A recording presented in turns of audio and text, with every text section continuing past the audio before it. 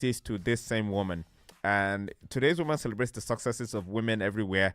And this is essentially to show the people of Nigeria and the young people of Nigeria that there is dignity in labor, that there is dignity in doing your hustle and following through on it every single day. Because eventually you'll be sitting at the other end of the mic from OSYB and having a conversation about the things that you've been able to do. She's really very young and very adventurous. We'll be getting to her shortly. You'll be meeting Hajarah Green very, very shortly. But right now, I've got something beautiful coming in from FaZe. It is just a little bit of a snippet of that old school beauty. Remember, it's Woman Crush Wednesday, and we're celebrating the women and playing songs about women, featuring women, or songs by women. So let's get back to the WCW culture, and I'll be bringing in my Woman Crush for today at exactly 11 a.m. Stay tuned. We'll be right back.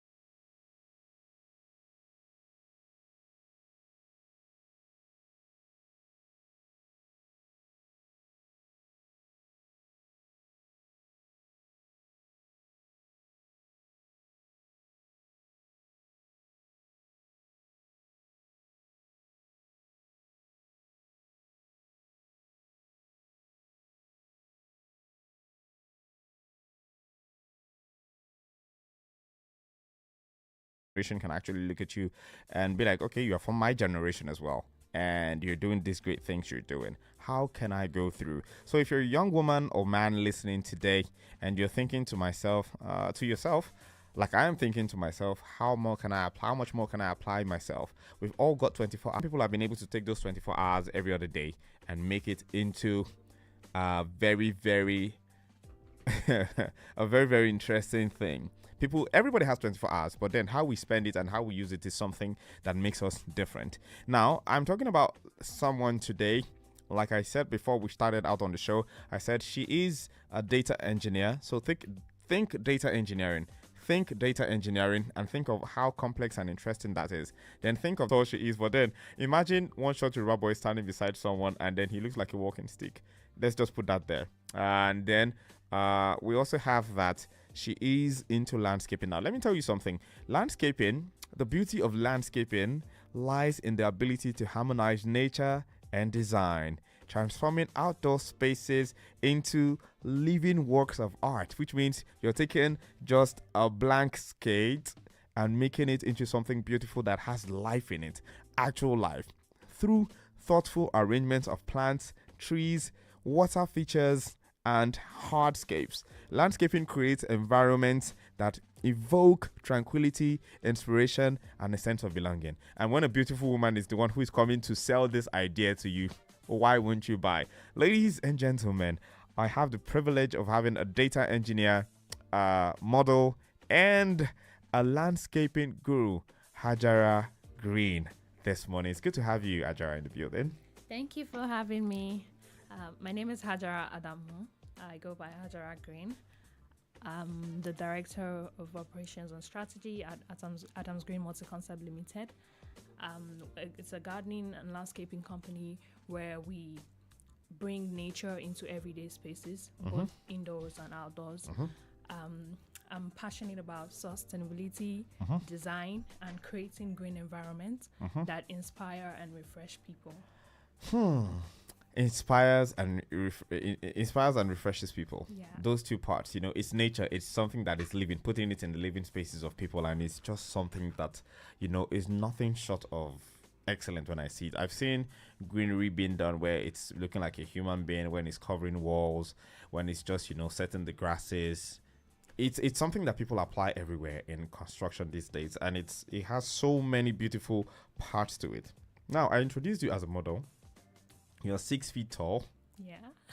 You would have passed as a basketballer, as a female. You could be in WNBA right now. 100.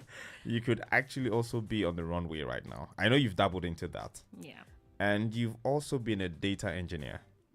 Let's not talk about what age you are, because I'm just going to start crying. But then you also are into landscaping. You are a guru at landscaping, and this is something that we've come to sit with. And it's not, correct me if I'm wrong, it's not the first choice for most women or men. But why landscaping for you? I love nature and greenery. I'm very passionate about bringing those beautiful aesthetics to people's spaces. Okay. It could be your home, you want to build a garden, Yeah. and it brings joys to families. It could be your office, that refreshing air.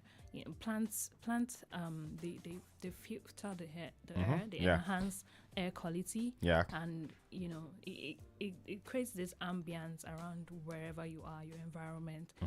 It brings this sense of life around you.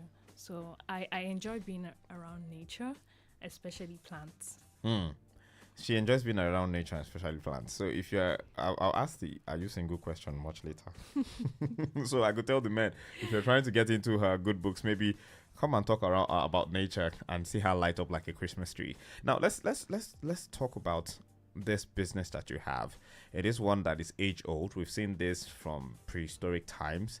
The greenery, the culture of planting and agriculture, and using it for this thing is something that even at sometimes medical doctors will tell you, you need to have a plant in your house to purify the air. You talked about air purification. Yes. You talked about the beautification it brings, and that ambience that it gives your place. Now, how valid is this for a business idea? Is it something that because I'm thinking you're a data engineer, you're a model, you left those two things to focus on this particular one. Is it because you are just passionate about it, or you also is doing well at paying the bills? It's passion. So when you do something that you're really passionate about, and you deliver results, and you also feel the impact of the outcomes in terms of, like I said, pay the bills. Yeah. The financial reward that sometimes comes with it. Yeah. It keeps you going. But the main thing for me is the passion. I love what I do. I really, really love what I do. And, I love sharing my story as a woman, navigating this male-dominated industry. We are going to get there right now. Yeah.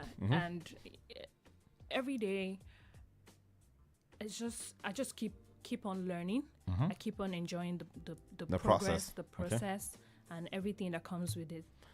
Okay, it's beautiful to see that you mentioned it's a male-dominated field that you've continued to thrive in. Of course, I've seen, I was on Instagram, I looked at a couple of things that you posted on your reels and on your stories, which were some projects, and then maybe some things that we shared personally when we first met. Yeah. And I for me, I understand that this is an industry that is quote unquote male dominated. So when you walk into that meeting, of course, maybe they've seen the profile, the portfolio, you sent in the proposal, and you walk into that boardroom where this multinational is looking at setting up the grains for their new estate or something around, and then they see this beautiful young lady who they would have probably just preferred to see on the New York Fashion Week or something, or the Lagos Fashion Week, Or in Milan. or in Milan, and they see this beautiful 6 foot lady walk in, and you're like, oh, I'm representing and I'm going to be defending this today. How does it? What are the shocks that you've experienced? What are the negatives and positives that comes with being a woman in that field? Yeah, so usually whenever I have to get into projects, Okay. whenever I meet clients, most of the times I have to, overemphasize or just to prove myself, even despite consistently delivering results, because it's a male-dominated industry. Yeah. And it's most times I believe, it requires physical strength. But it's not just about physical strength. There's the strategic thinking, the creativity, and project management. They're just as important. And having to deliver results always proves them that I am the best. For the job. Yeah. Okay. All the time. Okay, so I'm looking at that. So yeah, you said some things that, of course, this would just be you saying these things like, oh, based on these projects that we've done, based on these clients that we've worked with, our track record works for us. What happened to? How did you start into this? Because I'm sure there was a time when there was no track record, when you just had to go with your, okay, this is me. I know this is what I've been doing. I may not have done it professionally or to your taste on a large scale. How did you start with all of this before there was any track record that you could then point to and say, I did this here, I did this 5 years ago, and I did this 6 years ago? The first experience, what was it like breaking into that space and starting this conversation with them? So the first conversation, the first project, Yeah. I can remember being the only woman on the Men, generally, yes, of yeah, course. and then there's this woman, she's tall. And You stood out for a lot of reasons. Yeah, and I lead a male-dominated team. Yeah. There's a lot of male Men in my there. team. Yeah. So, I just keep going. I'm resilient that I do. Okay. And the passion, that passion, I can't overemphasize that passion. That passion keeps driving me every day, even when I encounter challenges while working on projects. The passion for the job that I do, the work that I do, it keeps on pushing me to. And then I usually